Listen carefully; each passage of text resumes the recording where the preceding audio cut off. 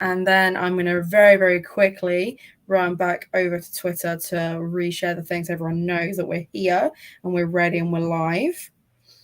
And then I'm going to introduce you. How exciting. Here we go. We are live. Done. So, hey, and good evening. Well, it's good afternoon for you, I guess. It's yes, 12. Good afternoon. It's just noon now. Nice. Officially afternoon. Everyone, this is... How do I pronounce your surname? That is the one thing, because I've only read it. It's Arbeaux. Arbeaux. Excellent. So everyone, this is Jules Arbeaux, a fantastic debut author with another book that is available to pre-order, just not through me yet, but I'm very, very excited to read it. Joining me, 1, for Gothtober sprints, and 2, because it's Ace Awareness Week, which we love to see. So, yay. Do you want to just kind of give a little rundown of like who you are, what your book's about, things like that? Absolutely. I am Jules Arbeaux. And I am the author of Lord of the Empty Isles, which I actually remembered to grab this time. I got super cool, fancy looking edition. That's very cool. And which is about a grieving boy who death curses his brother's killer, only to find that he is fate bound to him and will die along with him if he doesn't find a solution. And it's a story about grief and healing and soul bonds, and it's the soul bonds magic is specifically created to sort of highlight and foreground bonds that are not necessarily romantic, because I see in a lot of fiction when there are soul bonds or threads or tethers of sorts, they often tend to be romantic. And so I was like, I'm going to mix that up a little bit. So I love that. So I'm a big fan of like a love story over a romance, because I think you're absolutely right. I think there are so many opportunities to explore things that are love story tropes that could easily fall into the romance category, but don't have to.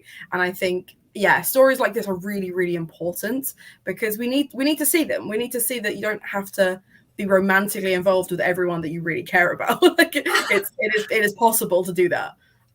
Yes, absolutely. And I love that you differentiate between romance and like love stories, because and it's interesting too, because the trope enemies to lovers. It's like I feel like we need to rephrase that a bit. Like there's got to be something that's not lovers on the other end, because exactly, you can have enemies, you can have hate to love. In all sorts of interesting ways that are not necessarily a romantic relationship.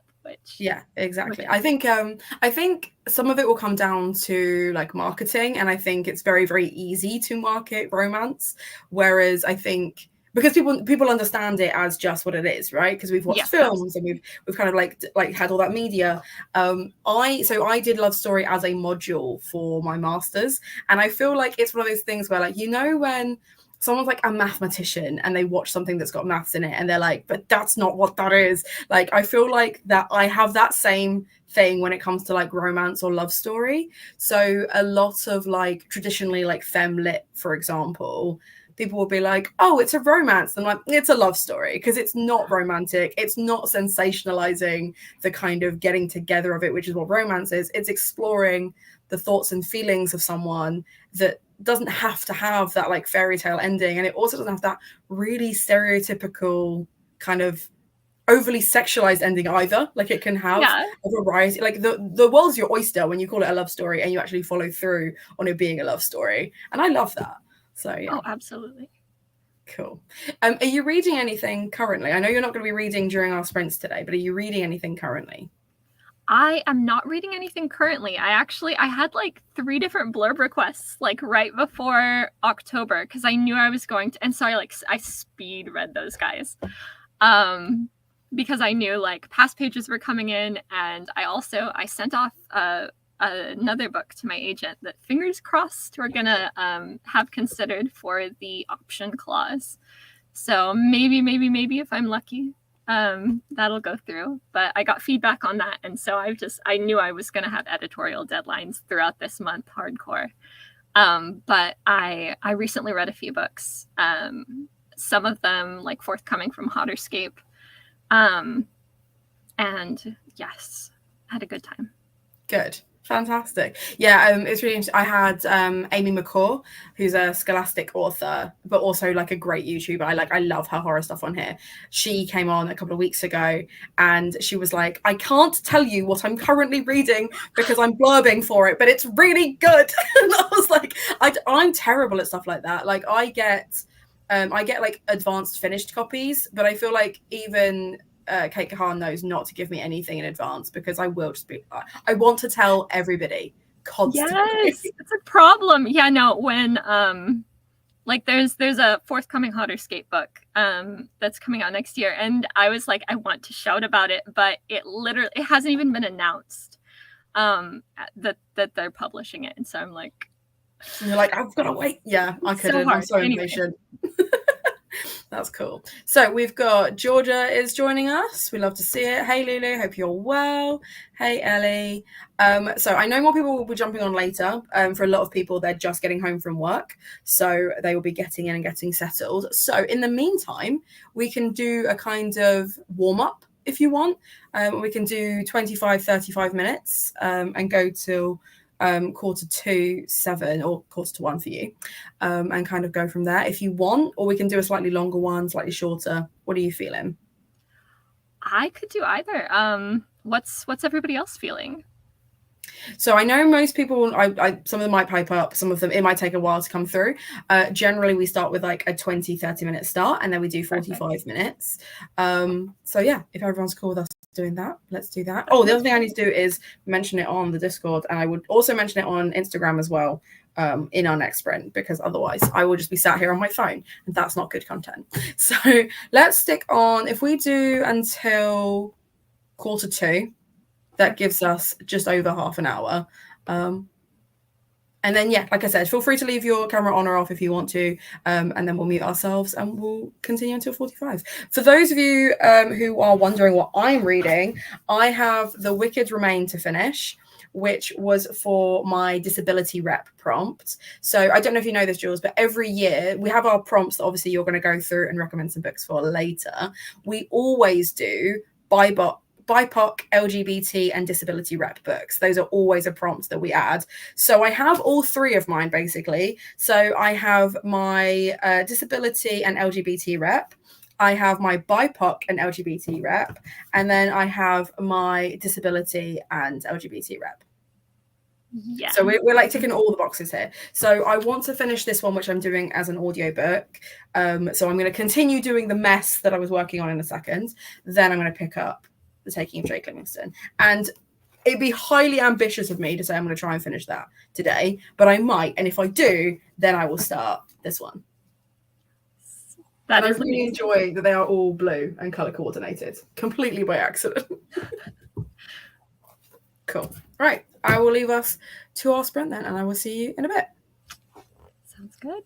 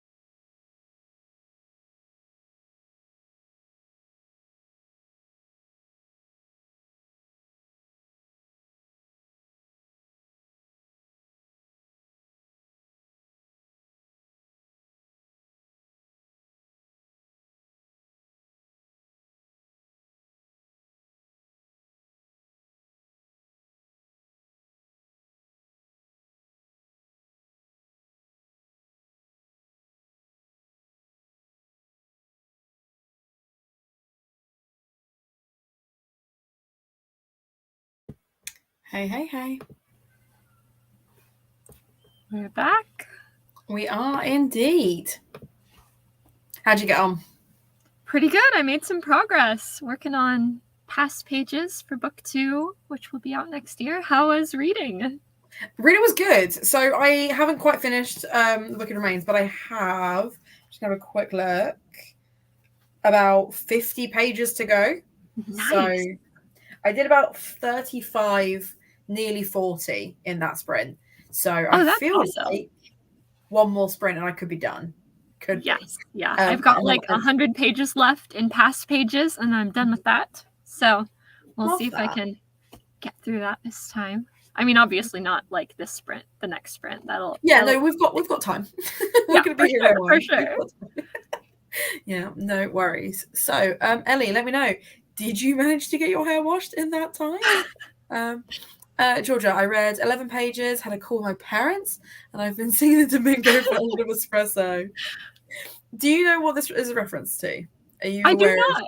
Okay, so SNL obviously do their like skits and stuff. They've done an espresso skit where basically to the tune of Espresso by Sabrina Carpenter, it is a bridal party of bridesmaids singing about their trip abroad where the bride met a guy called Domingo, ran away with him and like got up to some naughty stuff.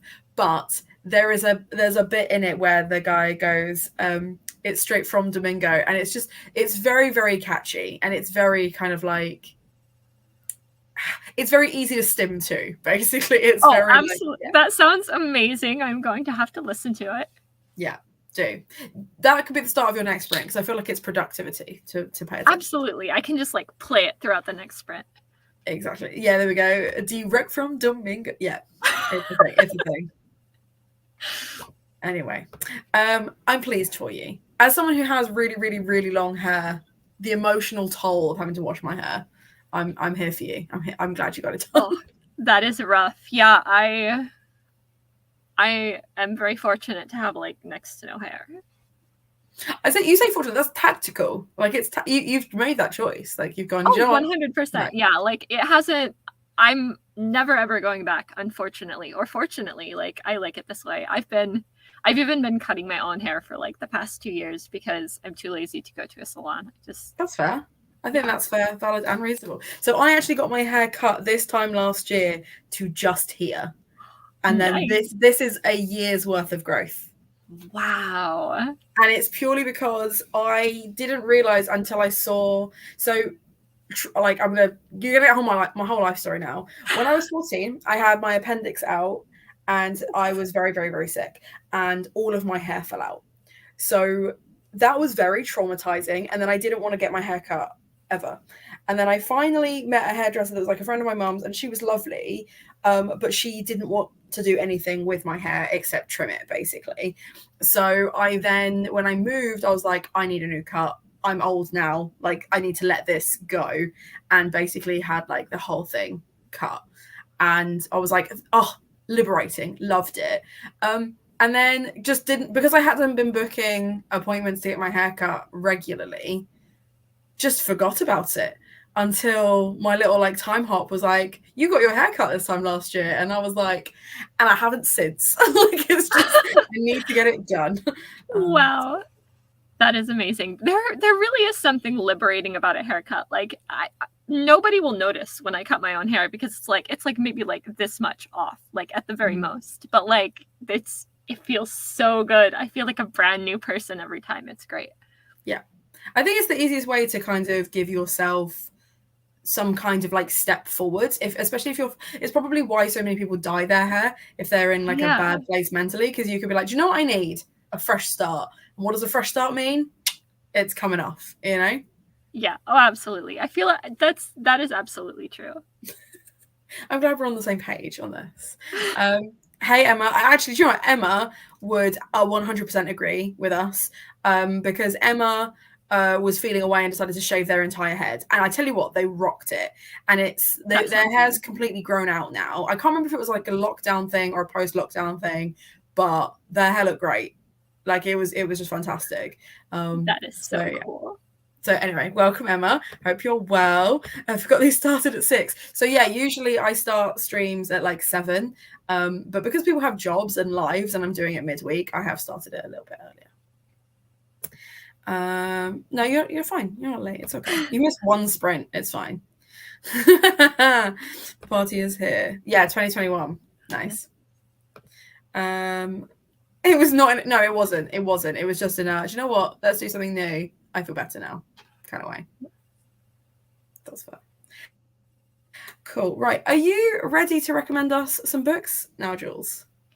Yes, I think so. I was looking at the prompts list, and I did not necessarily like go straight down the list, but I did find like random ones across the way that I could recommend. But whatever works. Did you want to do that, or did you want to have a go at playing the game? Ooh, how does the game work? So I'm going to send you the link. You can either, if you want to share, actually probably not a good idea to share your screen because you're working on things that can't be seen. So we'll play it on my screen and I'll let you pick which you want to play. But essentially, every year for Gothtober, we have a game made so that when you choose your TBR, it's in a fun way. So rather than, because most readathons, they'll give you like a list of prompts and you can tick off as many as you like, or you can do like a bingo board or things like that. We like to make it a little bit special. So I'm just going to share my screen 1 second. It may also play with my internet a little bit. So if it does, I apologize.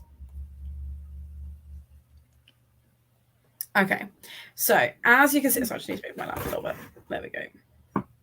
As you can see here, you are in a spaceship.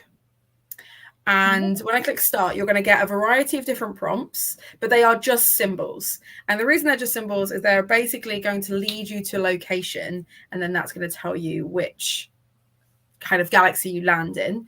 And then if you don't have recommendations for all the prompts, it doesn't matter. But at least you've had a go, you know? Okay, cool. Sounds good. I'm here for it. So the first one, you've got a spooky hand. You might want to widescreen your screen. It might make it easier. Oh, absolutely. Here we go. We have like a snaky, swirly sun, and then we have a robot. Snaky, swirly sun is calling to me. Cool. Then we have an anchor. We have a leaf. And then I think this was meant to be like an explosion of stars, but it's come out really grainy. Ooh, okay. I'm torn. I'm going to have to go leaf, though, because I have like 6 billion succulents in my window. That's fair. That's fair.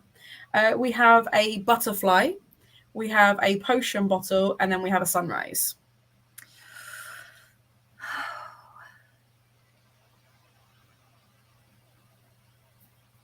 They're all too good. Butterfly. Butterfly.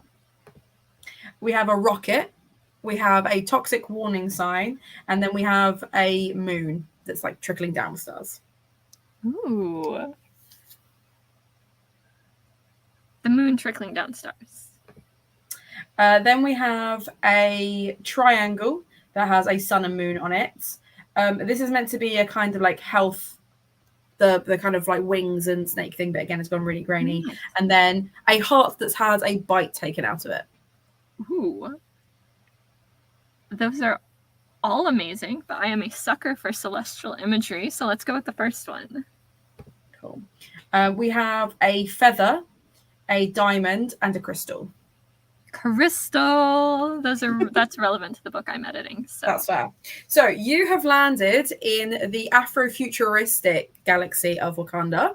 Love that for you. So the prompts that we want you to recommend books for is going to be zodiac sign, green on the cover, a gothic classic or inspired by a gothic classic, ancestry is a key theme, sentient inanimate objects, so it could be house, car, etc., a book with an aged monster, and then dark desires. But if you can find us an ace thing that's got dark desires, that'd be excellent. And then just generally a book that you like that has LGBT rep. This would be a great opportunity for you to shout out your own, obviously. BIPOC and disability rep. So do you want me to leave those up, or are you good? Maybe leave them up just so that I can reference them. Let me examine my shelves real fast. Let's see. In the meantime, let's see what people are saying. Hello and welcome. Yeah, we love it. We love a game. And yeah, my brother Kieran did a master's in games development. He's the one that makes them every year. Oh, that's amazing. It was delightful. That is so cool. I'm glad you enjoyed it. Currently reading Emily Wilde's Encyclopedia of Fairies and really enjoying it. Love that. Oh, that is high on my TBR. Not only did you guess the spelling, but you got it right because it's the French spelling of his name, which is quite cool. You did. Go you. Okay, so I do have an ace rep for Dark Desires. Go on. And I currently don't have my copy here. I actually listened to it in audiobook.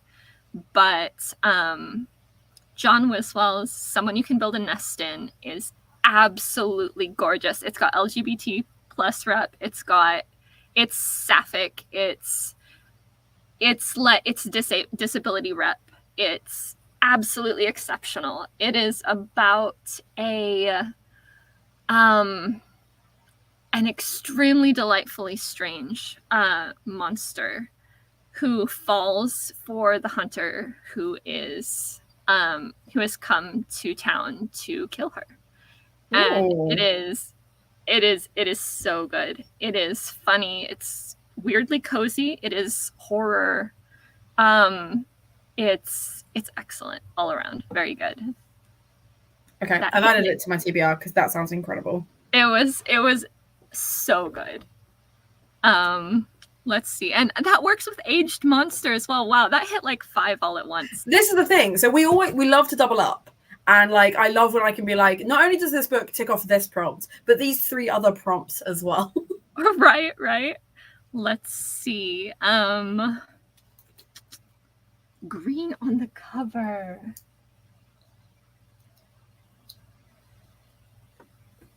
Is that green or is that blue? See what we got. Is it going to look green on the screen? Oh, that's. You can get away with it if it looks green on the screen. Okay.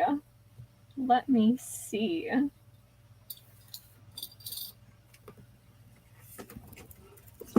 That? I don't know. It's Tealy. Under the Whispering Door. That one I actually had not read until my agent recommended it to me. And as a potential comp for something. And I was like, okay. And I started reading it, and like the first part was a little bit actually. Like I was like, but then it got going and like was delightful and emotionally ruinous and all of the best things. And it also hits the LGBT plus rep. Let's see. And yeah, there've been quite a few sentient inanimate object. Would it count for that one as well? Probably, sort of. Okay. It's been a minute. That's fair. To be fair, TJ Klune gets picked a lot for Gothtober. I think there's just something about the whimsy that just really works for this yeah. I feel like that's a thing, and it's sort of different. And I feel like the way cozy has evolved has kind of has sort of gone away from the. I feel like TJ Klune hits that. Oh gosh, it's just like it's always going to like tear you apart emotionally a little bit, which I kind of like actually. That's fair. I think that's the thing is I think there is something quite cathartic about the new wave of cozy, because cozy doesn't have to mean sheltered. It just means that it's comforting. And I think I love reading horror, and I love reading like really spooky books, because I like being able to put them down and going, and that is not something I have to deal with. And it's a nice little like cozy catharsis moment. It's not a book that I would necessarily recommend if I was like, oh, if you're looking for cozy, I'd recommend a horror. But I think it's nice to see these kind of more speculative and like science fiction and fantasy genres having their cozy moment, but not shying away from those like darker, sadder themes. Yes. Oh, absolutely. I mean, I love all sorts of books, but I feel like the ones that that hit those emotional notes are like the good stuff. That's fair. That's fair. So have you got any books that you would recommend that are inspired by Gothic classics? Oh, see, I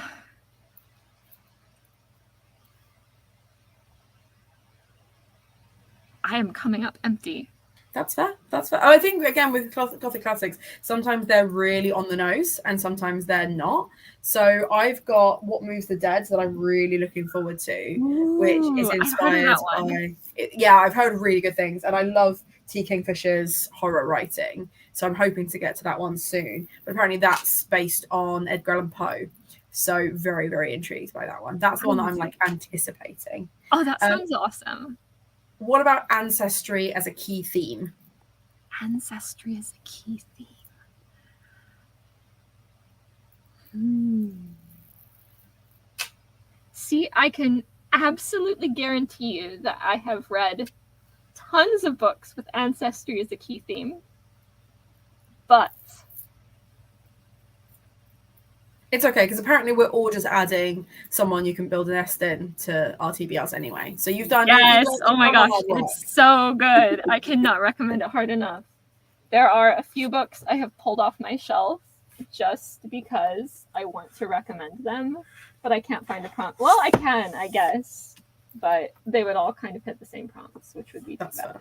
Well, in which case, let's close these prompts down, and then you can tell us which books you would recommend for people who are still putting their final Gothtober, because some people mood read through their Gothtober as opposed to like set prompts. So please feel free to recommend some great books to us. Okay, let me see. What do I got here?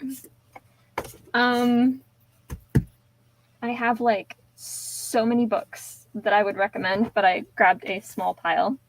Small is like 5. I tried to make it small. I actually got to read this because I met the authors through the 2024 debut group. And if folks like cozy sci-fi in the vein of Firefly, but like queer and delightful and amazing, also with disability rep, Cascade Failure by L.M. Sachs is amazing. I've heard of this one. Really? Yeah, no, I like it a lot. I ended up befriending the author. We swapped books. And I got super lucky because like this is it starts out like it's got that really classic sci-fi channel sort of banter feel, which was cool and nostalgic. But then like part of the way through, I don't remember exactly where it was, but it hit this point where something happened, and like these characters, the found family in this is absolutely exquisite. But like there was this thing that happened and I bawled. It was like, and then like 2 separate things hit me on. It was so good. It's like so cathartic. Oh, hi Kat. This is Merlin. Oh, hi Merlin. And I love her. But yeah, no, this it's classic sci-fi feels. It's found family. It is so delightful. Love that. Yes, and Ace Rep No Fett Gloss by Essa Hansen. I will actually get this in the center of my screen. Ace Rep Sentient Spaceship. Really like mind-blowingly cool world building. Gritty as all get out. If you like books that go there, recommend. It's a trilogy. It is delightful. I love this book. Also met through 2024 debuts. It's so sparkly. Voyage of the Damned is, I believe the marketing term that took off was Gay Murder Cruise.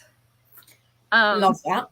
Which is excellent. Yeah, it's got an excellent cast. It's queer, it's disabled, it's BIPOC, it's just everybody dying on a ship, and murder mystery, and magic and dragon butlers, and it's A+. Sorry, I'm probably taking too long. I'm so sorry. No. I'm making a note of all of these and I'm adding all of them. But Georgia does want to know where Merlin came from. So of course. Yes. Okay. So I'm going to, like anybody who's watching this can see that my background is absolutely, it's a mess. But if you look up slightly, it's even more of a mess because I'm under a loft bed. So Merlin jumped down from my bed. And so that's what happened there. She did not actually fall from the ceiling, though that would kind of fit with her name. To be fair, I could absolutely believe it from a cat called Merlin. But also, I feel like I have rented for years and I can't wait to the day when I can actually afford to buy my own place because I really want to put those, like, you do those like cat platforms that they can like, because my cat loves to be up. And the number of times I've been live streaming and my cat has jumped and just sat here. And I've been like, why have you done that?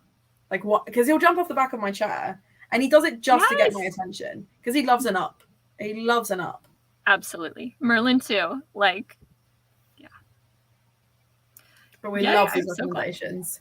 So thank you so much. And it does make more sense. The final rec needs to be, because we have had more people turn up, the final rec needs to be your book. So can you just grab your book again and tell everyone about it again, please? Okay. I know you did right at the start, but I'm going to keep getting you to do it so that people know. Sorry. I'm really bad at self-rec.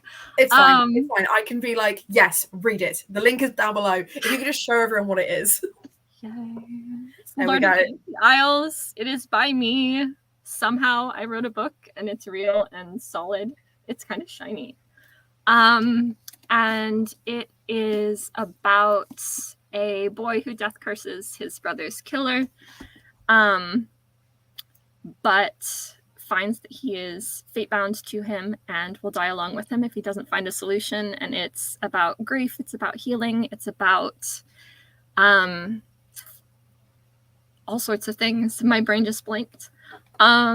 It's got, I think this is the thing, is I think when you've worked on something for a really, really long time, and like you said, it's weird to see it in like its tangible form, and then you're and now I have to talk about it. That's fine. Yeah, no, you've done a great job. I think the fate bound thing is something that I'm so intrigued by, and I am absolutely devastated that my copy did not arrive in time for me to read it before this live show, because it's on. I've had a notification to say it's on its way. Post office has it, but just won't give it to me. I hope you like it. Oh, I know I will. Like, I know I will, that without a shadow of a doubt, because you're already playing with tropes that I adore, but then you're putting a spin on it. We love to see it. Excellent. So it will be going straight on the TBR. Excellent. So I'm very, very excited. There's the tagline: one curse, two sworn enemies, thousands of lives in the balance, which I thought was kind of catchy. Very cool. I had fun with it. It was good. It was, I cannot curse on screen, but it was my F-it book, because like have you heard of F-it books?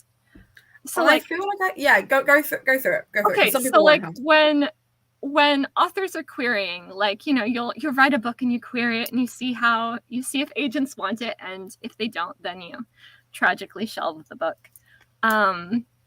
And so I had actually queried a couple of other books before this one.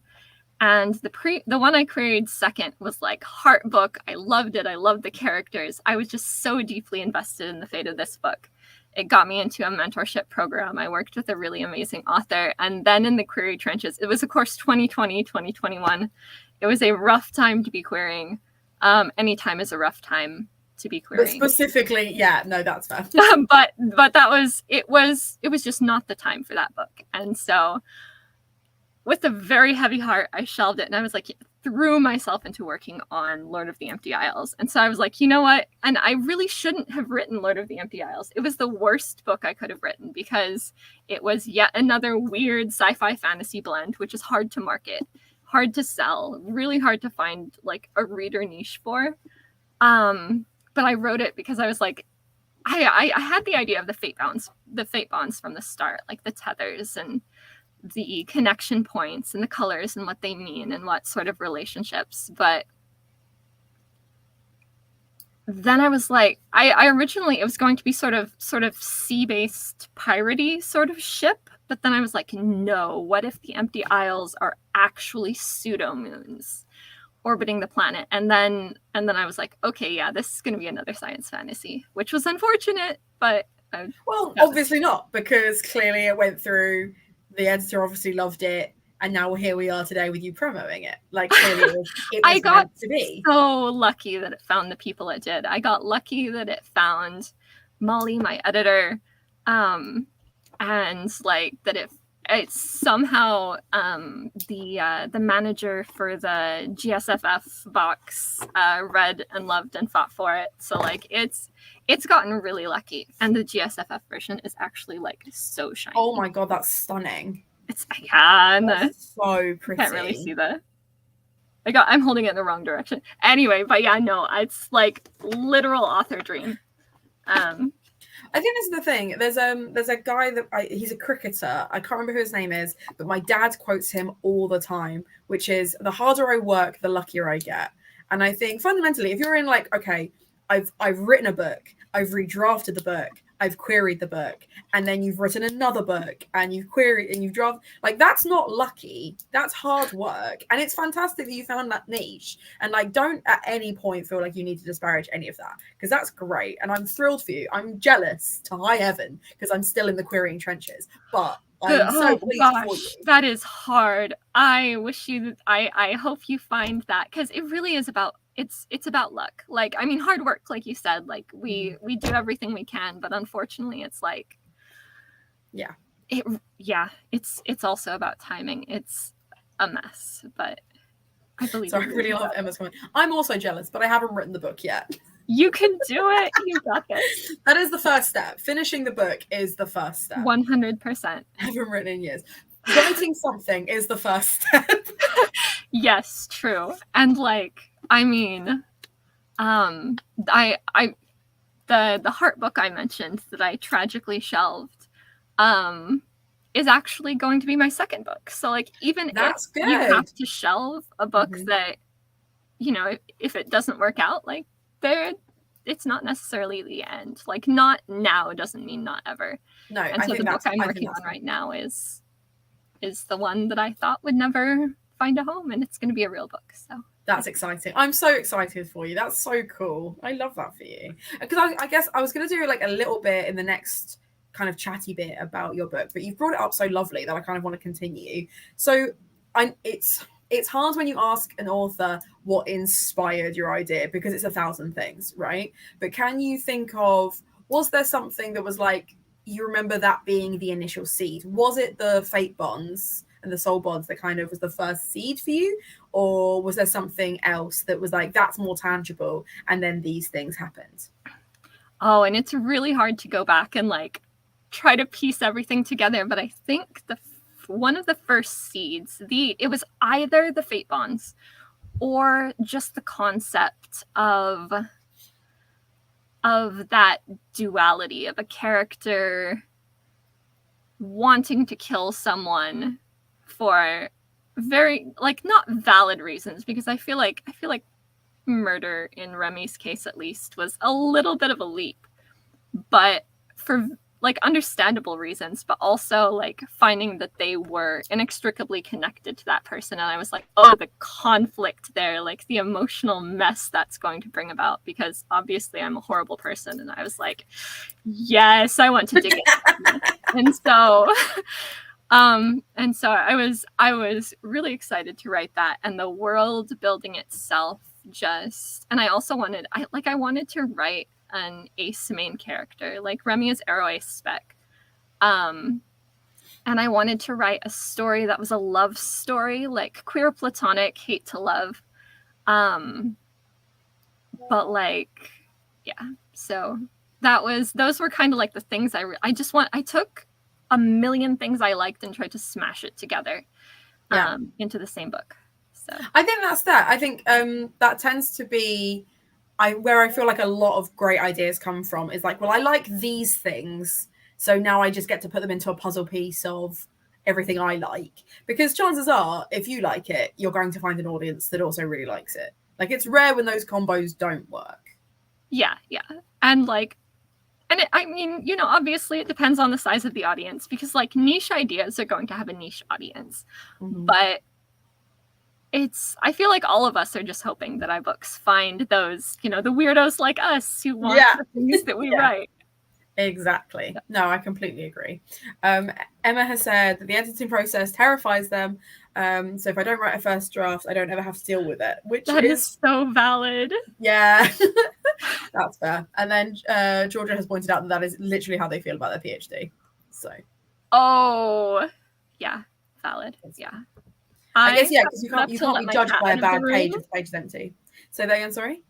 Sorry, I have to let my cat out of the room. I will. No, that's fine. That's fine. It'll take just 1 second. We love a needy cat. Okay, cool. So what's everyone reading? I haven't seen much in the comments about what we're reading. I think, Georgia, did you mention what you were reading? Just that you were reading, because you said about your 11 pages and a call with your parents. But what have you actually picked up? Huh?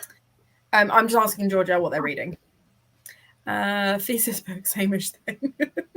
Yeah, well, it's a lot of hard work, so it kind of is. It kind of is. That's intense. Yeah. I had another question, and now I've forgotten totally what it was. Oh, that is okay. I forget things all the time. Ooh. Classic me. Reading Nettle and Bone. That's another T. Kingfisher. We love to see it. I didn't. I'm reading The Blink of an Eye.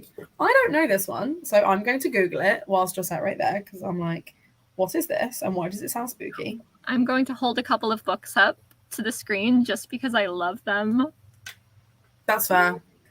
These two are so good. The Space Between Worlds is one of the books that was recommended for Gothtober that I keep needing to pick up, and I just keep... Oh, do it. It is amazing. I feel like it hits more than a few prompts, and like it is exceptional. It's like it's got the literary feel. It's got like that high concept hook. It's so good. It is amazing. That's fair. I love that. Well, this is so my flatmates read it and loved it, and they are big into sci-fi and kind of like speculative fiction and things like that. Whereas I'm quite new to it, because for years I lied to myself and told myself I didn't like science fiction, because the only science fiction I'd ever read was like Foundation and Dune and stuff like that. And I was like, I just don't, it's just not for me. It's just not my genre. And then I discovered things like Martha Wells and was like, oh, it is for me. Yes. Oh, 100%. And it's this kind of, I mean, there's hard sci-fi, you know, where they spend like Michael Crichton, like 30 pages talking about time travel or whatever. And you're like, help me, please stop. But like, oh man, it's just like accessible, hooky, like from page 1, it's like you're just deep in the character. It's like character centric. It's so good. Yeah, that's fair. Have you read I'm assuming you've read like the Becky Chambers Long Way to a yeah. And I love that the Monk and Robot novellas as well are absolutely delightful, incredibly cozy, and so fun.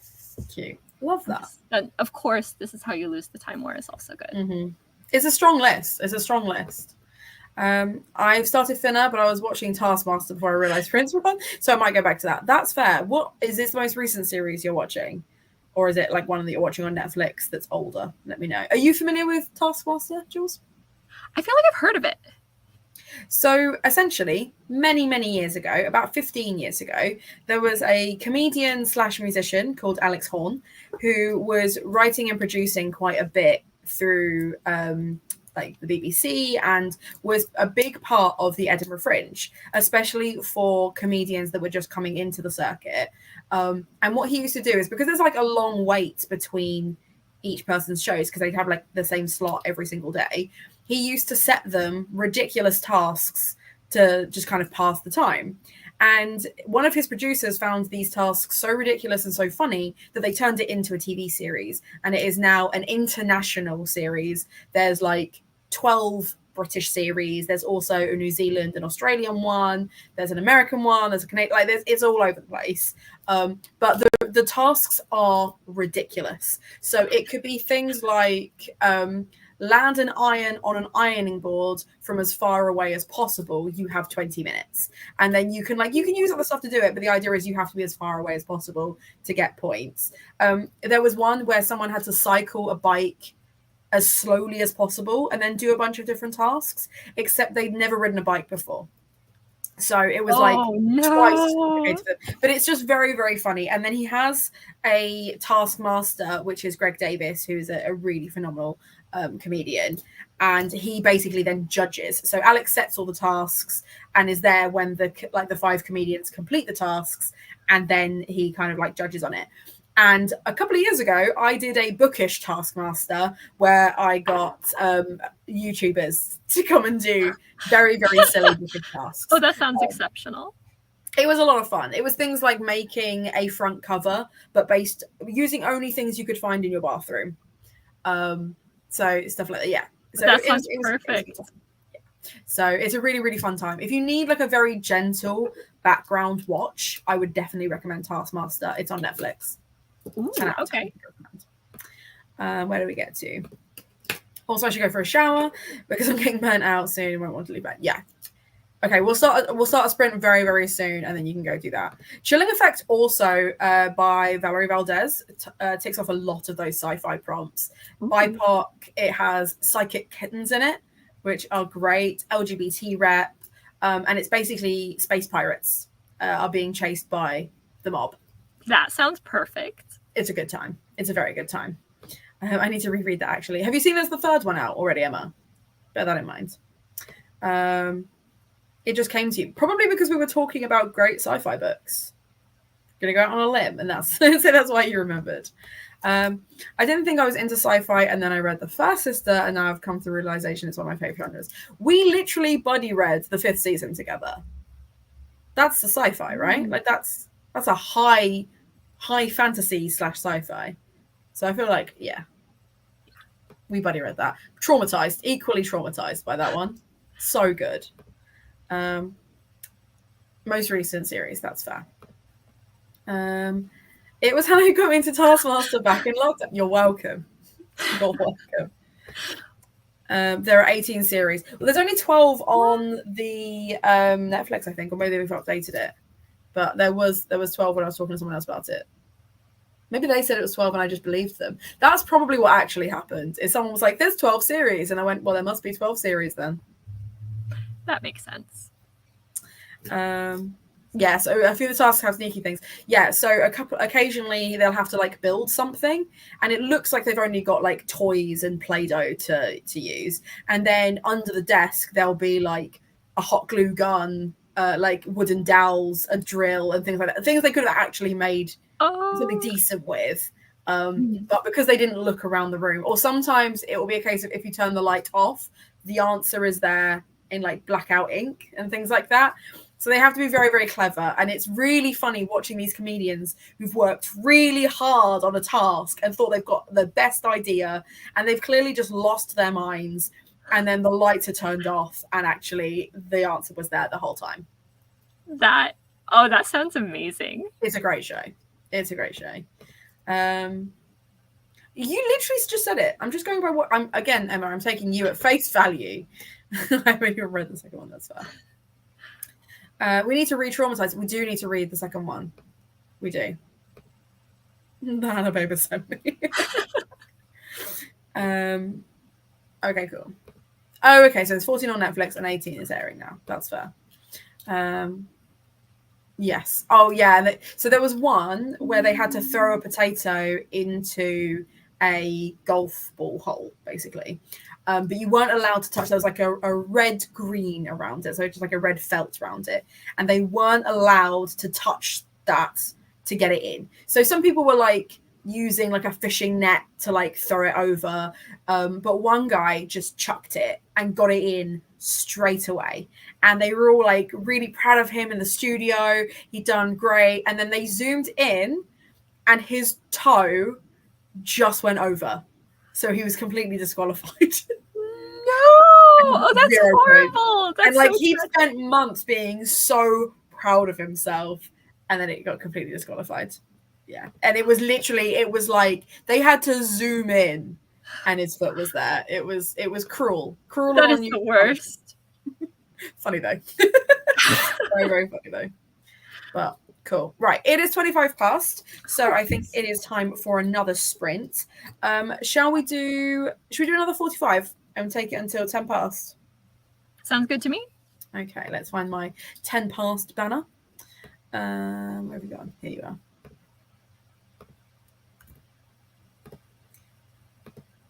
Cool.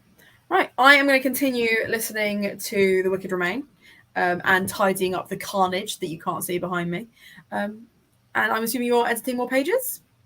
Yes, editing more pages, doing past pages. One less than 100 left. I've got like 80 pages left. That's exciting. That's very, very exciting. Emma is going to listen to Wicked and play Animal Crossing, but the TV is off. Yes. Yes. Proud of you. Because I'm a liar. Fair. Okay, cool. Right. Well, I will see you in a bit.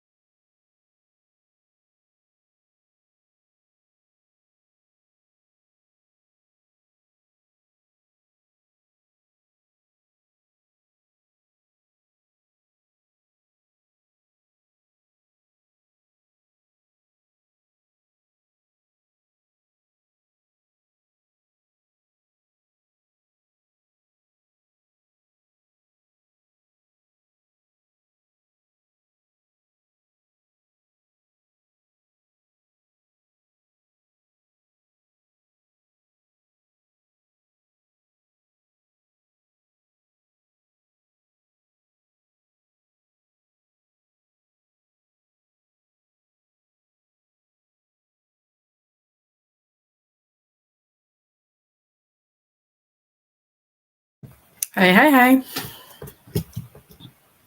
We're back. We are indeed. I did not get to finish. I nearly finished, and then my cat demanded being fed. And I have 14 pages left. Oh my gosh, that's so close. So close. Like, I'm literally like... Oh my gosh. Yeah, no, you're so... Yeah.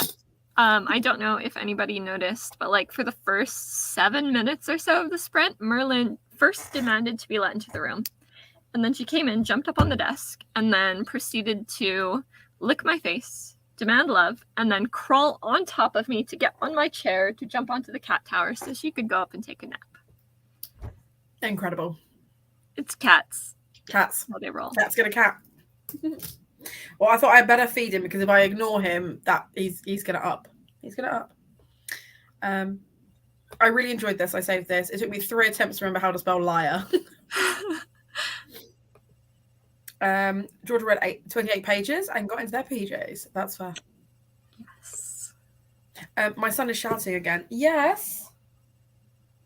Yeah, I'm in here. Come on then. What you can't hear is him just to himself. Come on. Come say hi. This is Horatio. Hi, Horatio. What a perfect baby. Right. Except he isn't. He's a menace in disguise. He wants to go outside.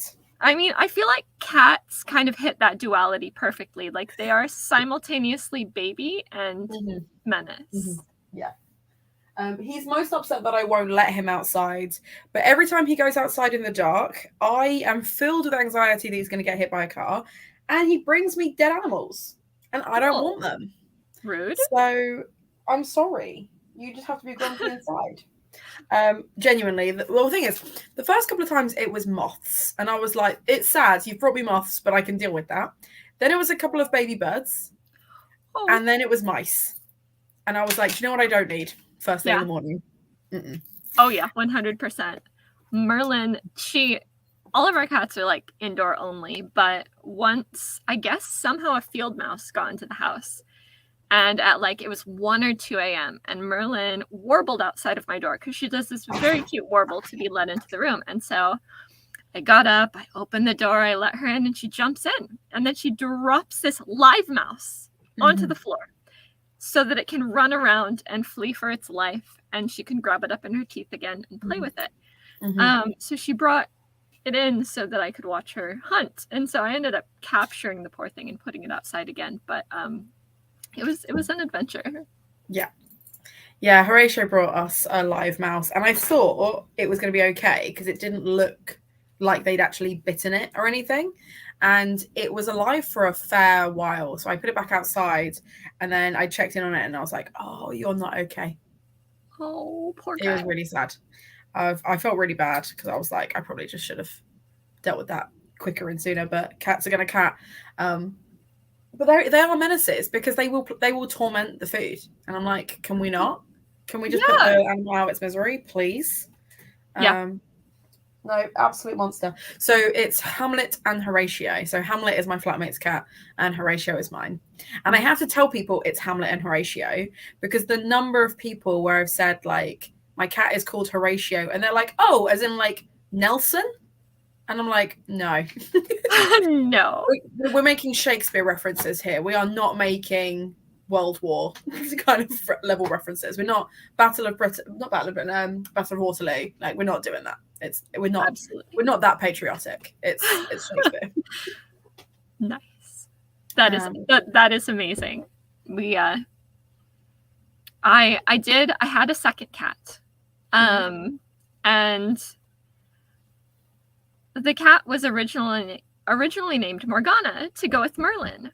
But then when we got Morgana fixed, the paperwork came back with this adorable sparkly little sticker saying it's a boy. And so Morgana became Morgan. And then unfortunately I might have to rehome Morgan to my dad because Merlin has some interesting behavioral quirks that are quite destructive when she is displeased with with certain developments, and she let me know that she was not actually about having a kitten in her space. So That's fine. But it was Morgan was very cute, and my dad gets to enjoy the purrs and belly rubs and lap sitting. That's that. Like, you're sharing the cat family around. I think that's absolutely. That's a great thing. Yeah. Yeah. Good for you. Cat distribution. Exactly. My cat is trying. So I've got a wicker basket that I had loads of paperwork in because I could close the basket and then it didn't exist anymore. My cat is now in the basket trying to chew his way out of it. So if you can hear it, that's what's going on right now. I cannot hear it, but that sounds delightful. Honestly, a menace. Very much baby, a menace. He won't. He's not a snuggly cat. Not unless it's 2:30 in the morning, and then he really wants my attention. And I'm like, could we not have done this 12 hours ago? But alas, no. Yeah, I know that's how it goes. Yeah, for sure. Emma listens to more of Wicked. They want to go and shower and then chill in bed to watch the rest of Taskmaster. But Biff, who is their little ginger tomcat kitten, is on the lap, and I feel guilty to move him. You're not allowed. You're not allowed. No. I think I heard someone refer to it as cat paralysis once. Like, if the cat is on your lap, you are not allowed to move. Mm-hmm. That's the law. Yes. It's the law. Also, my keyboard, so please excuse additional letters. That's fair. Yeah. When Biff is a little bit bigger, I guarantee he will. He's got the vibe. He likes to knock over all of your stuff, so he's coming for the valuables. So absolutely. Do I upset everyone by informing you that no, I know this already. So if a cat gets them, they're probably going to die. So this is the thing. So if they're punctured even a little bit, the masks will not make it. Which is why I was like, it didn't look like they'd actually like bitten into it at all. So I thought it was going to be okay, and then it was not. In fact, okay. It's why sometimes, even if you're not allergic to cats, if a cat bites you, your hand will really itch. And I think people that are allergic can die from a cat bite because it is toxic. It is poisonous. I did not actually know that. I mean, I thought it was, I heard that cat bites can be dangerous, but I thought it was like, bacteria in their mouths or something like that. I think it is a bacteria, but it's a specific thing that they like. It's a toxic thing that they produce, basically. Fascinating. That is cool. A little bit horrifying, but cool. I like it. Fun facts.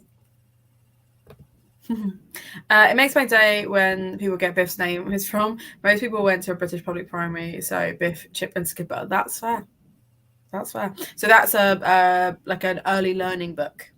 Biff, Chip, and Skipper. Oh, that's awesome. It's really cute. Very funny is Biff's real name is Elizabeth, and he's definitely not an Elizabeth. That is beautiful. Yeah, Merlin is a she, but is called Merlin anyway. So yeah, we love that. That's fair. Well, originally, I was telling my boyfriend about this earlier. Originally, I was hoping to get a black kitten because last year I read the entire Skullduggery Pleasant series, and I fell in love with a character called Omen Darkly, who is just the most adorable little useless boy, and I just think he's great. And I thought it'd be really funny to have a black cat called Omen Darkly, because obviously black cats are omens anyway. And then I would know it was from Skullduggery, and everyone else who like spends any time with me would know it's from Skullduggery, and anyone else would just see it as like a thing. And then I was told by I was looking for some black kittens. I was waiting until I had like the right money and the right space and blah blah blah blah. And then my mom was like, a friend of a friend's just had kittens. Do you want one? They're free. And I was like, it was meant to be. And then I know why, because he's feral, and clearly his parents were feral too. So that's why he was free. Yeah, he's managed to tucker himself out though. He has chewed that basket into submission, and he's fallen asleep. Perfect. As he should. Yeah, Merlin, I got her as an 8-week-old feral.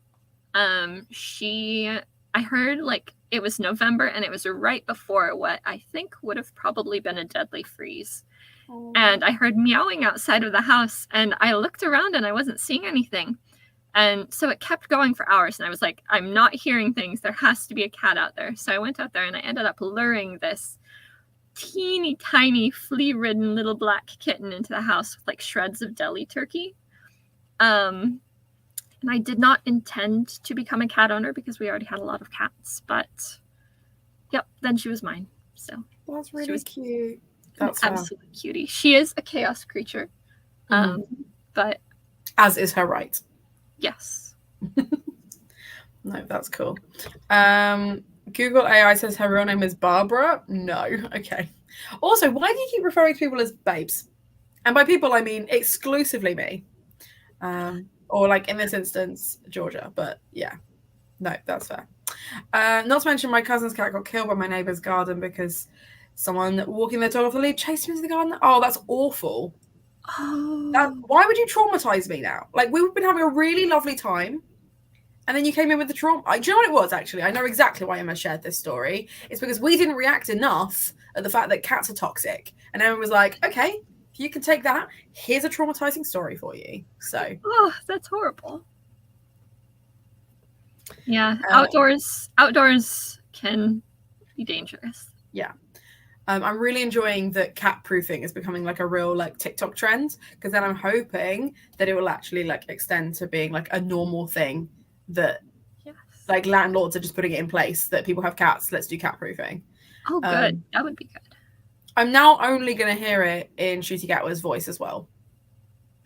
Now I'm going to read Babes in that voice. I really answered, don't worry. No, one step ahead of you, babe. I am the danger. So we were on a live stream and I can't remember the context of it, but it was like, if something happens because they're threatened by a danger, and then Emma was like, what if I am the danger?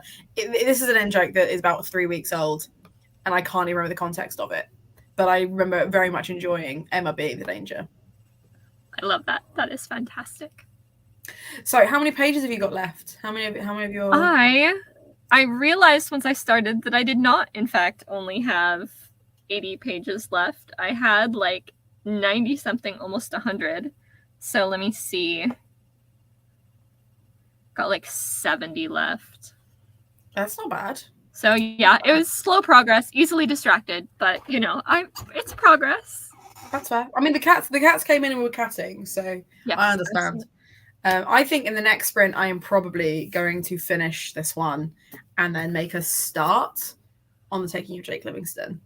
Excellent. Which is going to be really weird because I'm going to be sat in an office chair whilst I read, which is not my go-to position, but it was neater up here than it was downstairs. So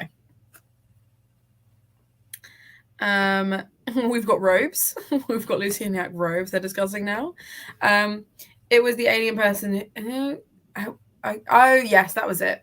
So so again, context, we were talking about every year for Gothtober, we do a Kiss, Marry, Kill event, where based on the theme, I collect an array of different characters, and then the contestants decide to kiss, marry, kill. And we decide who's the most disgusting and who is the most likely to get married at the end. And there was one person, an alien that has tentacles that come out of the back of their head when they sense danger. And it was discussing whether you would kiss, marry, or kill them. And Emma said, but what if I am the danger? And then, so it was a whole thing. I remember this now. Thank you, Emma. But yeah, so because of the theme being prophetic galaxies this year, we did like a wide variety of aliens. And I think I actively avoided any like humanoid aliens because that would be too easy. Absolutely. So it was just go weird. Ghost monsters instead. Go weird or go home. Exactly. I was scared that I'd be kissing them and they'd sense danger. Yeah. Not be reading tentacles as tentacles. Brilliant. That would be a very different kind of attack, and I would be less here for it, to be fair. Nice, they are expensive. You had a voucher. Let's still just talk about robes. I did. There was one, but to be fair, the humanoids were minimal, and I only put the Doctor Who slide on because I knew you were going to be there, and you made a point of being like Doctor Who. So, Emma is the danger. Emma's in danger. Oh, I'm so sorry, Jules. Usually, no, this is exactly what sprints are like usually. Actually, this level of chaos is exactly what absolutely. I mean, I'm here for it. Mm-hmm. I did well, yeah, but yeah, okay. So there was 2 humanoids. I also made you choose between like 3 different like furry bear creatures. So, oh, that was it. So I refused to do any aliens that looked like children, right up until Emma insisted I include the aliens from Toy Story. Oh, Mm-hmm. I love it. They are Emma's hyperfixation. They adore those aliens, and then Emma proceeded to get pooped on from a great height when the other 2 contestants were like, absolutely not, they can die. Oh no. So, you deliberately neglected my aliens. I did. I'm not even sorry. Cool. And then you picked that full-on child thing. Emma, language. Right. Yeah, it was wild. I wouldn't recommend watching it, Jules, because it will traumatize you greatly. It was a good time. I mean, based on my reading preferences, I'm very here for being traumatized, so it's cool. Oh, well, in which case, I'll send you the link. It was a great video. Perfect. I'm Scottish. You know. Yes, but Jules didn't know that. I mean, they can tell that now. But anyway. No, this is exactly what I expect from you, to be fair. Thank you. Thank you for holding up your end of the bargain there, Emma. Right. Let's do another sprint. Do you want to do another 45 minutes, or do you want to just go to the top of the hour? Because if we do like half an hour now and get to the top of the hour, we can do a slightly longer last sprint before we dip. That works. Yeah, that sounds good. So let's do to the top of the hour, and we can just kind of like neaten this up, and then we can do another 45 after that, I think. Perfect. Okay. So read or do whatever it is you're doing for the next few minutes, and I will see you very soon.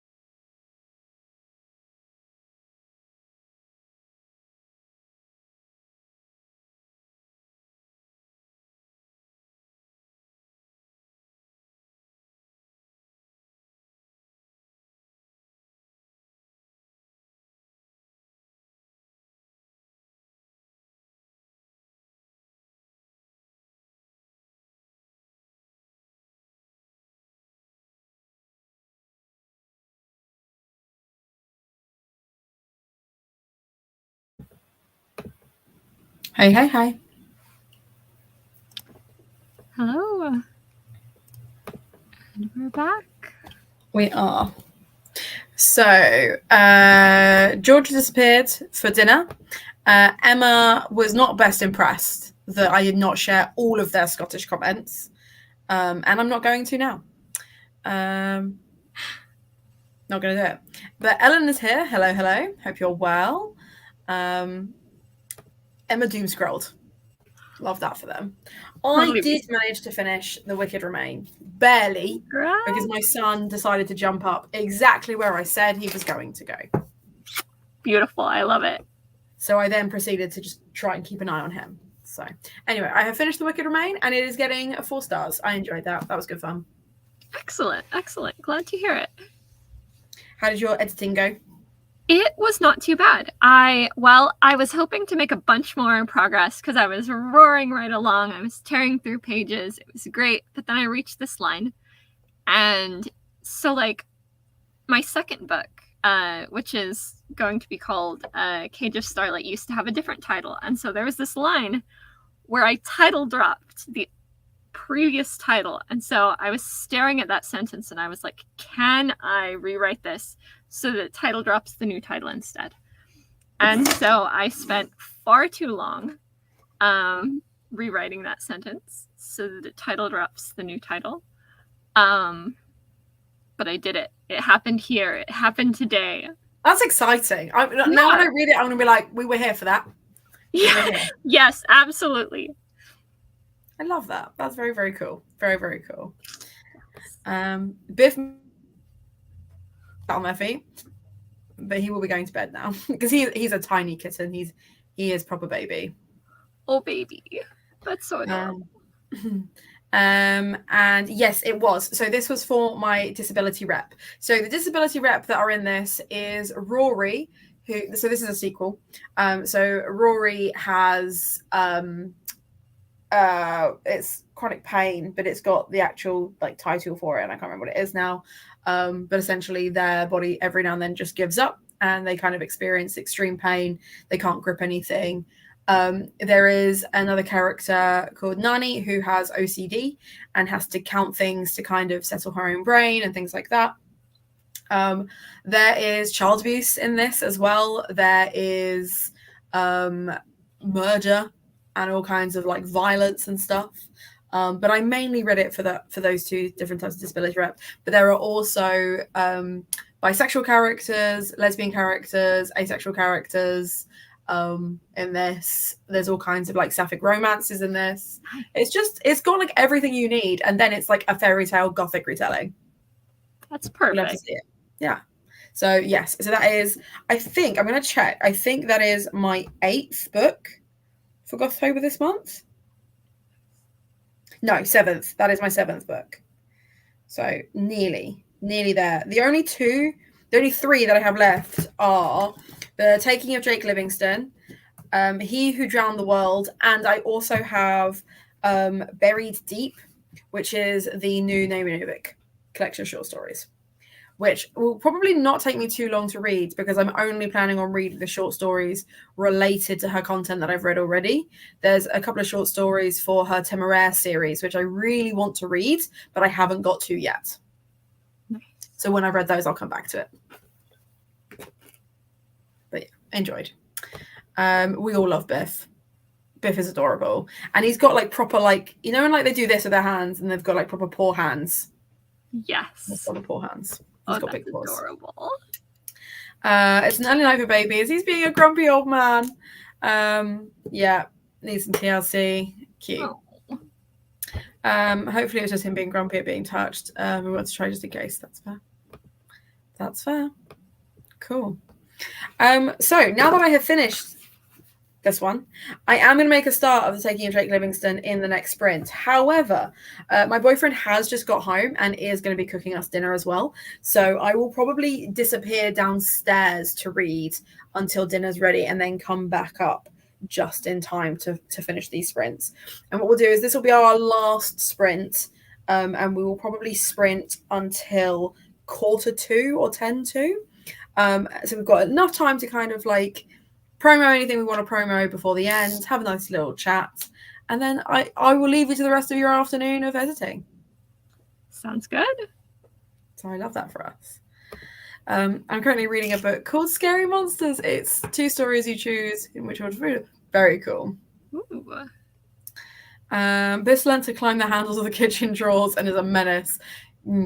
Oh no, Biff sounds like my sister's cat Everest, who got his name because he likes to climb to very high places and cause problems. When he was a kitten, he chewed a hole in the bottom of a container of liquid laundry detergent and spilled it all over the laundry room, and that was great. He wasn't sick or anything, was he? He was okay? No, he was fine. He just he very quickly learned that he did not like the taste and then let it drain into the laundry room. That's good. That's good. I was boring and picked the one that happens to the fair. Everest is such a funny name. He has all sorts of nicknames, some of them inappropriate. Fair. I would stress about which order to read them and just never read it. Yeah. Do not give Biff ideas, thank you. Because he would eat it. That's fair. I feel like a ratio would as well. My cat has an obsession with sellotape. Like any kind of sticky tape, parcel tape, any masking tape, any of it. He just likes to lick it. And so my bookshop is all based at home, and mainly it's I send out subscription boxes, so it's a lot of packing. So I have multiple like reels of tape to like just snap off, and I have to hide them because if I don't, Horatio is there ready to, and you'll just hear him like munching, and you'll just start to hear like, and I'm like, I know he's eating it again every time. Every time. That must be a cat thing because you know those like lint roller thingies. My sister has one, and Everest likes to lick it, so there must be something there. It must be like the glue smells delicious. Yeah, not for me, but for them. No, for cats. So we get no, obviously not. Like obviously not. Not that it would impact you at all, Emma, with both of your cats, but no, I don't. I actively make a point to like move all the. So if I find him chewing the sellotape, that reel comes off. We snap it off, and it goes in the bin. Like we don't. I make a point as well when I'm packing the boxes specifically to make sure the cats are out of the room, because I don't know if the people buying my books have allergies to cats. So I keep all of my stuff in plastic containers so that it's a lot easier to kind of like manage whether fur gets in there or not. Because ew, no, a bonus gift. A bonus. Heard it here first. I've been outed. Oh, you were saying it sounded like the way you were like, we get saliva. Like, great. It sounded sarcastic rather than like a, yeah. I can't imagine someone being excited about that. So it just made, the sarcasm made more sense to me. Okay, cool. Shall we do, if we do 40 minutes and do to the last 10 minutes of the hour, basically, and then we can chat for a little bit and say goodbye. Sounds good to me. Cool. Right, let's find my 50 banner. And I will see you all very soon. I'm going to turn my camera off this time because I'm going to dip downstairs. See you in a bit.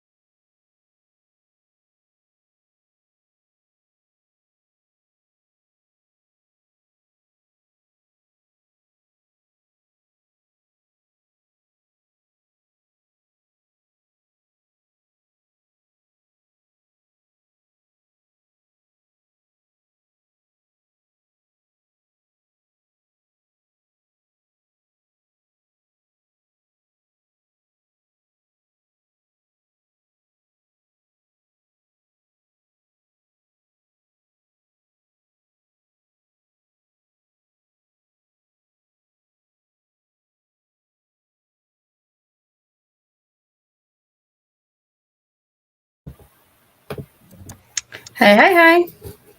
Hello, hello. So there it is. That was our final sprint, and Georgia has arrived just in time for it to be over. Oh no. But did you have a cat at some point? There it is. Yep, I did. I had a cat for a good long while. She came back to demand love and lick my face. Yep. Love that for you. Yep, it's how we roll. Yeah, thanks for coming, Abby. Abby arrived just in time to see the cat, and now we're finishing. Oh yeah. Merlin demands attention. Which is fair. I understand. Absolutely. She sees me hard at work on anything, and she's like, "Oh no, nah, not for me." No, that's fair. Well, I'll be totally honest. I went downstairs, I had my dinner, and then I played games instead of touching this. Nice. So I am going to, now these sprints are coming to an end, I'm going to go and have a shower myself. I'm going to curl up in some fresh pajamas, and I'm going to start reading this just before I go to sleep. And I'm going to hope it doesn't freak me out massively before I do. Fingers crossed. Like this, yeah. You don't have to say that lovingly. I know. Cat. But cat, yes. Cats are very important. Very important. Emma finished Taskmaster, did not shower. Off to read Dave's The Morosky Bookshop. Okay, cool. Nice. That's fair. What are your plans for the rest of the day, Jules? Well, I will pet cat, do a bit more editing. Then I have to head over to my mom's this evening and get some stuff done. But yeah, edits, cats, stuff like that. General life stuff. I like yes, that. General life stuff mostly. But I got, let me see, I have less than 40 pages left, I think now. So nice. Good progress. You've done, so what, about like 60 pages today, do you think? Yeah, I think so. Let me actually, while I'm thinking about it, let me save this, because it would be a shame to like accidentally close it or have Merlin walk all over it and do something weird without it having saved. Yes. There we go. Okay. Yeah. And it's like, what if I accidentally delete all of your hard work? Right? Yeah, it's fine. It's fine. To be fair, I suppose it could be a bunch worse. This is past pages. Which I don't, do you know what past pages are? Like, I don't know like what parts of publishing are like clear to people. Okay, so past pages are weird. They are like, first you have developmental edits, which may or may not be combined with line edits. And then after that, you have copy edits, which is like, people reading through just to correct any tiny nitpicky things or catch inconsistencies. And then past pages come through, and that's when the book has been formatted to look like a book. Like the page, the headers, everything has been put together. And so at that point, you have to authors have to reread the entire book from start to finish and address any proofreader comments. And also, if they notice that something went weird, they can make a comment can we change this? But of course, because you don't want the person to have to reformat the entire book, you are limited to making relatively small changes. So if you erase a sentence, you should put a sentence in its place that's approximately the same length, because otherwise they might have to reformat the whole page, the whole chapter, etc. Yikes. And so it's like a weird little balancing act. Okay, very cool.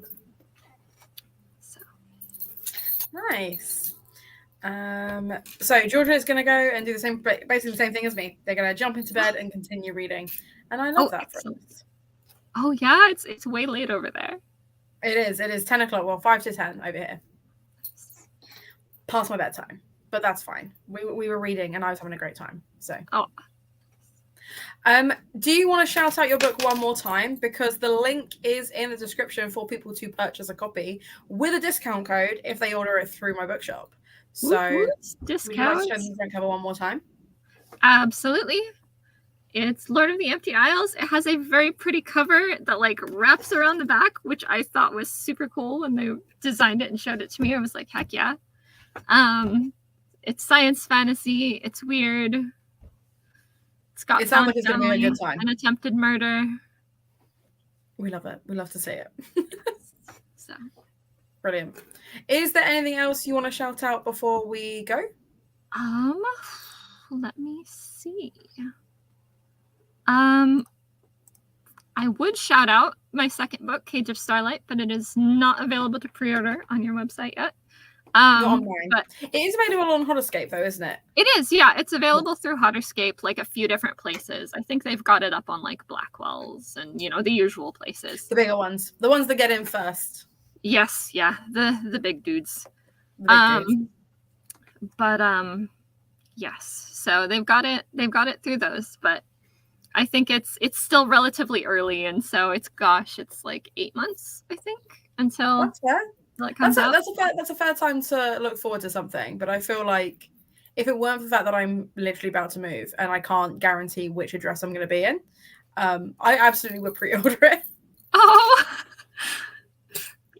Well, knowing that it's your heart book, you sold it to me earlier by saying just how much you cared about it. So I've got to read it. Well, there's like a fear that comes along with that too, because it was like, it's weird because like the book that came out first, like the debut, was actually the book I wrote after it. And so there's like that fear that if someone liked the first book, what if they read the second one and they're like, well, actually this one's worse. So like this one, right? So like, who knows? But I'm really glad rare, though. That is incredibly rare for people to be like, well, I loved the first book, but I hated. Like, if anything, I feel like people, when they discover authors and they're like a few books in, and then they go back and pick up their debut, my general thought is, oh, you've learned some stuff since the debut. We've learned some stuff. Yeah. So I think it's very rare that people don't like the other books as much. But could it happen with this one? Because this was actually my previous, so it's like the go back and read the debut, because I wrote this book before Lord of the Empty Isles. True, but you had the same team, right, working on it with I do. I have the same team, and I've edited it. So there you go. So it's not like it's not like it's draft one of the no. Oh gosh, definitely not. It has seen much work. There we go. Fingers crossed. Sounds great. They're watching the most recent one, just to clarify. She probably asked this. Yeah. Currently, what? That's fair. Cool. I need to catch up with the most recent Taskmaster. That's not what I thought we'd end this live stream on, but I'm not mad about it that we're finishing it on Taskmaster, because it's such a great show. I will have to check it out. It sounds delightful. If you need to, like, they've got like YouTube clips of like just like random tasks, so you can like get yourself in gently and be like, this is not what I want to spend 45 minutes doing, or do you know what, that was great. Yes, we're going to dedicate the time. Excellent. I will have to check those out. I will be getting the books in. Yes, the Lord of the Empty Isles is already available on the shop, and the moment I can get anywhere near the ISBN of the other one, I will absolutely be adding that one too. And then I can also add this one. Yes. Oh my gosh, it's so good. Sweet. Well, I've had a lovely time. Thank you so much for joining me. I hope you've enjoyed it too. Yes, I've had. Thank you so much. It was great to be here. No, I'm glad you enjoyed it. Now you just have to go back to Kate Kahan and be like, I had a great time. We should do these again. Because I feel like she's a bit like, oh, I don't know. Sure. I don't know what this is, but I'll ask. Yeah, it was great. I will definitely let Kate know. Thank you. Right, I will leave it here. I'm going to click end the stream, but it does take a minute for the internet to catch up. So don't feel like you have to sit there and wave. People do. Don't feel like you have. One wave is fine. Okay, cool. Because I am that awkward person who's like goodbye and then chatter a little more and then it's like goodbye. Yeah. Okay. Absolutely. Well, great. It's been really great to see everybody. Thank you so much, and I will be back for all day sprints on Sunday. So until then, see you later. Bye.